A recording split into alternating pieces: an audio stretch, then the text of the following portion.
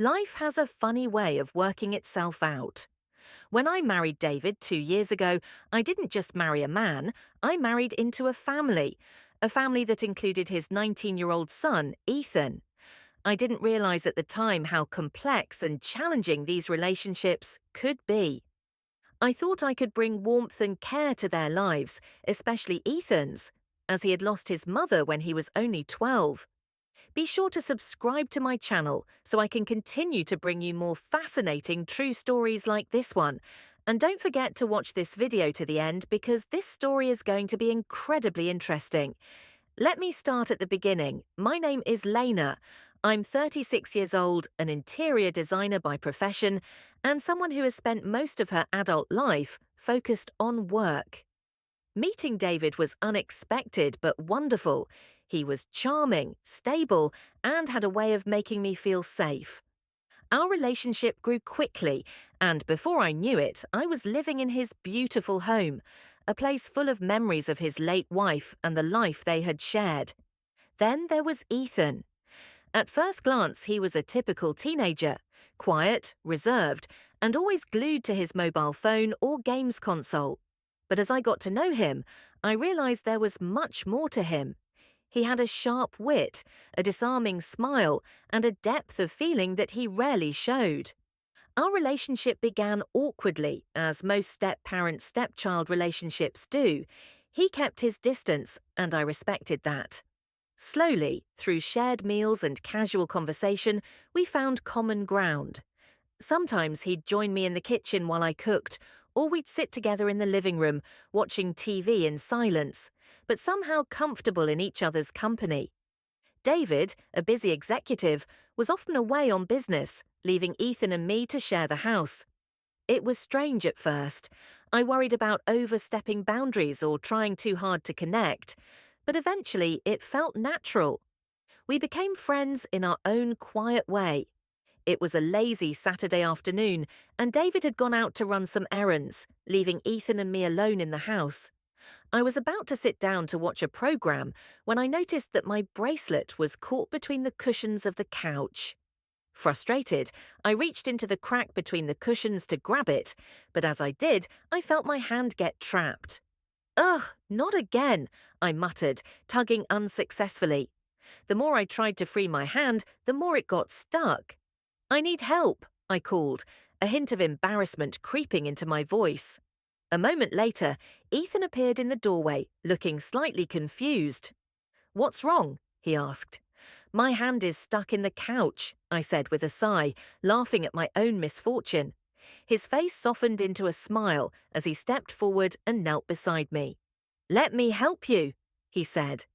His hand brushed against mine as he reached for my wrist, and I felt a strange flutter in my chest. There was something about the way he touched me, so careful, so considerate, that made my breath catch in my throat. Ethan's fingers worked gently to release my hand, but the way his touch lingered on my skin made it hard to concentrate on anything else. My pulse quickened, and I felt a warmth spread through me, almost as if his touch was sending currents of electricity through my body. Once my hand was free, Ethan didn't immediately pull away. His eyes locked with mine, and I saw something in them I hadn't noticed before, something deeper, more intense. For a moment, time seemed to stand still. I should probably get back to my room," Ethan said, his voice strained. He stood up quickly and took a step back, but I wasn't ready for the moment to end. "Wait," I said, my voice barely above a whisper. He paused and turned to face me, his eyes still filled with that unspoken emotion. I felt my heart race. "What is it?" Ethan asked quietly. I couldn't stop myself.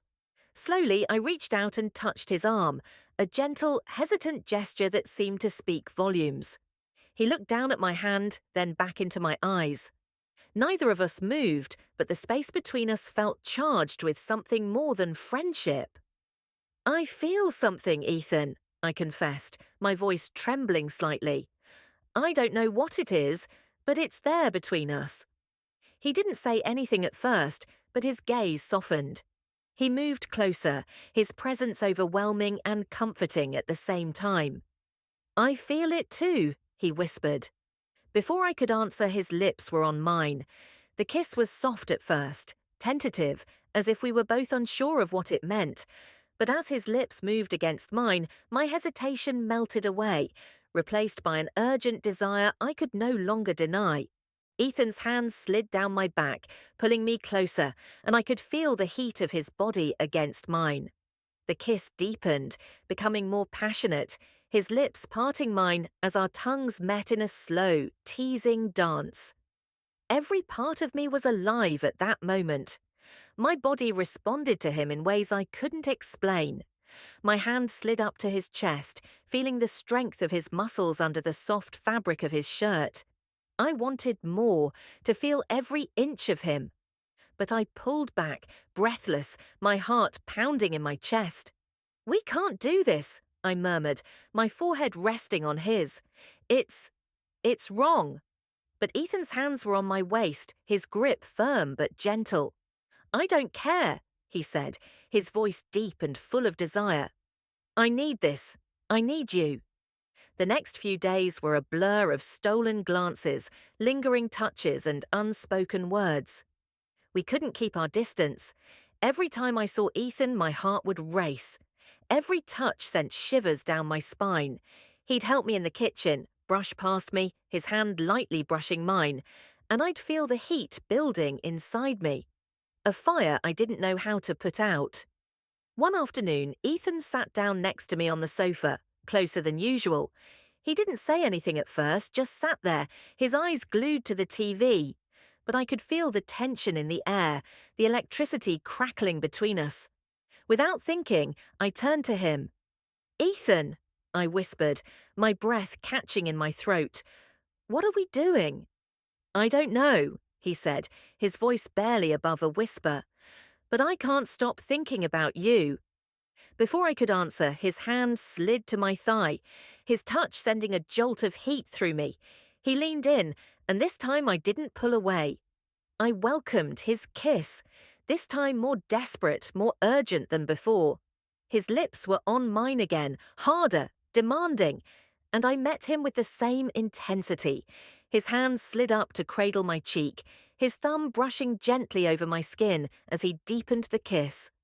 I felt his body pressed against mine, the hardness of his chest against my softness. I wanted him, needed him, and I couldn't deny it any longer. We found ourselves in my bedroom, our bodies pressed together in a frenzy of passion. Ethan's hands were everywhere, touching, exploring, igniting every part of me. He kissed me deeply, his lips trailing down my neck as I gasped for breath. Every touch made me tremble, and every kiss sent waves of pleasure through me. "I want you, Lena," he whispered, his voice hoarse with need. "I can't stop." I no longer cared what was right or wrong. I needed him just as much. Our bodies moved together in perfect harmony, every touch, every kiss a confession of the desire we could no longer suppress. After that night, things got complicated. Ethan and I had shared something intimate, but we both knew it wasn't going to be easy. The guilt was overwhelming, and neither of us knew how to deal with what had happened. I tried to distance myself from him, avoiding his gaze, keeping conversations short and superficial. But every time I saw him, my heart would race and the tension would return. I could tell he was struggling too, but we both knew we couldn't go back to the way things were. I began to question my choices, my feelings, and what it meant for our future. Could we really be together? Was it wrong? The last thing I wanted was to hurt David, but the attraction I felt for Ethan was undeniable. One night, as we sat together in the living room, Ethan spoke. "Lena, I need to talk to you." I turned to him, my chest tight with nerves. "What's going on?" "I can't keep pretending anymore," he said quietly. "I feel something for you, something real, and I don't know what to do about it." I nodded slowly, my heart pounding in my chest. "I feel the same, Ethan, but we can't just ignore the situation. What about David? What about everything we've built?" Ethan stood and walked over to the window, his back to me. I know, I've thought about it all, but every time I see you, I can't pretend it's not there. It's like I'm living in two worlds and I can't reconcile them. I stood up and moved to stand behind him, my hand resting lightly on his shoulder.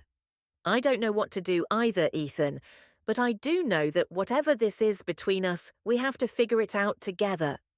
The days that followed were filled with more discussions, doubts, and realizations. Ethan and I spent time together, trying to come to terms with the depth of our feelings and weighing the consequences of everything we had shared. We knew we couldn't go on like this without making a big decision.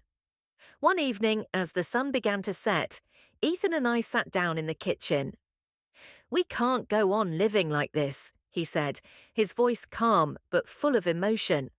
"I want you, Lena, but I want us to be able to move forward without guilt, without fear." I took a deep breath and tried to gather my thoughts. "We have to be honest with David. That's the only way we can move forward." Ethan nodded, his expression serious. "I'll talk to him, but I need to know that you'll be there, no matter what." And so, after much deliberation and emotional strain, Ethan and I decided to tell David the truth.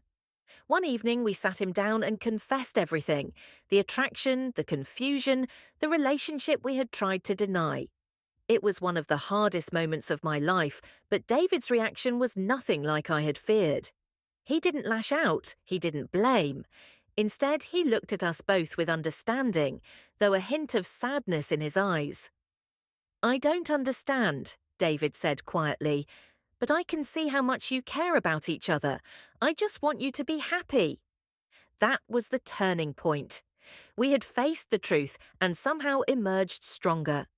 Months went by, and although it wasn't always easy, Ethan and I built a life together. We decided to take things one day at a time, focusing on the bond we shared and the love that had grown between us. David remained a part of our lives. Though things were different between us, he was still a friend, still part of our family. But Ethan and I had found a way to navigate this complicated path. In the end, our love was something that had to be fought for, something that had to be carefully nurtured. But we knew it was worth it. Ethan and I had found something real, and we weren't going to let it go. As I sit here and reflect on all that has happened, I realize that love is never simple. It's messy, it's complicated, and sometimes it's painful.